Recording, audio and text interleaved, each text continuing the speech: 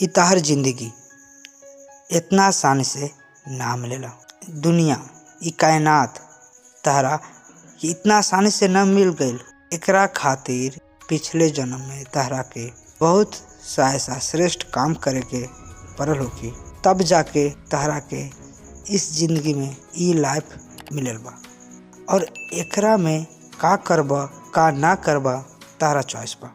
ये अपन जिंदगी के कौना और ले जेबा इ तहरा पर निर्भर करता। भाई जिंदगी इतना आसानी से ना मिलेला दोस्त। इस जिंदगी के भरपूर फायदा उठावा। इस जिंदगी के एक एक पल भी कीमती होला दोस्त।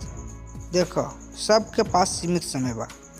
कोई वही सीमित समय में कुछ कर जाले, निखर जाले और ज़्यादातर लोग डर जाले, यहाँ तक कि हार जाले, टूट जाले, आगे बढ़े के जज्बा खो जाले। तरहुआ कौना लोग में से बानी। आप डिसाइड करी कि हमरा आगे बढ़े के बा या हमरा डरे के बा। तो आप कौना लोग में से बानी, डरे वाला या कुछ करे वाला, जीते वाला या हारे वाला, लड़े वाला या भागे वाला। ये डिसाइड आप पे बा। तो कैसा लगा वीडियो कमेंट में जरूर बताइए। और ऐसे ही मोटिवेशन वीडियो और ही देखे खातिर चैनल को सब्सक्राइब जरूर करें। जय हिंद, वंदे मातरम।